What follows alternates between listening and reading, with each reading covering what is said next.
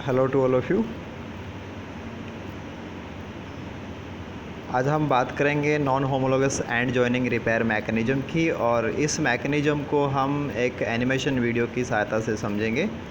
जब दोनों स्ट्रैंड्स के अंदर कट क्रिएट हो जाते हैं तो वहाँ रिपेयर मैकेनिज़्म के लिए केवल दो ही ऑप्शन बचते हैं, या तो होमोलोगस रिपेयर मैकेनिज़्म वहाँ पे काम करती है जो दूसरे होमोलोगस क्रोमोसोम को देख करके रिपेयर वाला वर्क होता है, या फिर non homologous end joining repair mechanism है ये काम करती है। तो जब दोनों स्ट्रैंड्स हैं उनमें जब कट क्रिएट हो जाते हैं और जब होमोलोगस क्रोमोसोम को बिना देखे रिपेयर मैकेनिज़्म की जाती है तो वो non homologous end joining repair mechanism कहलाती है। और इस रिपेयर मैकेनिज़्म के अंदर देखा जाए तो जो किनारे जो होते हैं, जो कट से जो किनारे प्रोड्यूस हुए हैं उन किनारों को आपस में लाइगेट कराना मेन मोटो होता है। और लाइगेट जब कराया जाता है तो बीच में जो भी सीक्वेंसेज होती हैं उनको ट्रिम भी किया जा सकता है, और ट्रिम किया जाएगा तो ओबियसली वहाँ पे डिलीशंस कोज होते हैं। डिलीशंस हैं वो बाद में म्यूटेशंस के लिए काम करते हैं।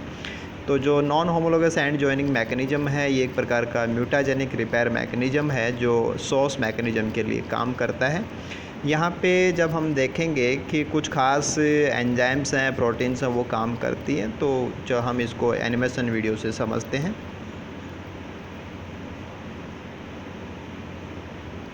जो डबल स्टैंडर्ड डीएनए है वो हमें यहाँ पे दिखाया जा रहा है, जिसमें हम देख सकते हैं कि जो इंटीग्रिटी है वो मेंटेन हुई है। जैसे हमने ए बी सी डी ऐसे इनको बोल दिया फॉर्म्स को। अगर कहीं पे भी कट कोज होते हैं,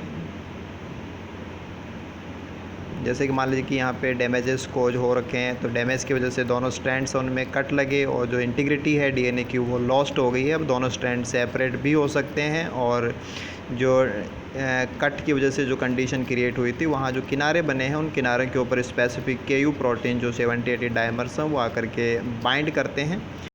और जब केयू प्रोटीन यहाँ आकर के बाइंड करती हैं तो वो एक ख़ास जो काइनेज है डीएनए पीकेएस उनको रिक्रूट कराती हैं, और उसके बाद में एक ख़ास प्रकार का जो न्यूक्लियस आर्टेमिस है उसको रिक्रूट कराया जाता है। और आर्टेमिस के ऊपर जैसे ही फॉस्फोराइलेशन होगा ये एक्सेस में जो भी सीक्वेंस प्रेजेंट होती है उसको ट्रिम कर देती है। और देन आफ्टर जो लाइगेज कॉम्प्लेक्स जिसमें लाइगेज 4 है, XRCC4 है, ये रिक्रूट कराए जाएंगे। और इनके रिक्रूट होते ही जो बैकबोन के अंदर फॉस्फोडाइएस्टर बॉन्ड है उसको सील अप कर दिया जाएगा, और जो डीएनए की इंटीग्रिटी है वो वापस से मेंटेन हो जाएगी। लेकिन जब आर्टेमिस ने काम किया था तो जो सीक्वेंस डिलीट हो गई थी वो यहाँ पे डिलीशन में चली जाएगी, तो म्यूटाजेनिक इफेक्ट है वो यहाँ पे बिल्कुल से रहेगा।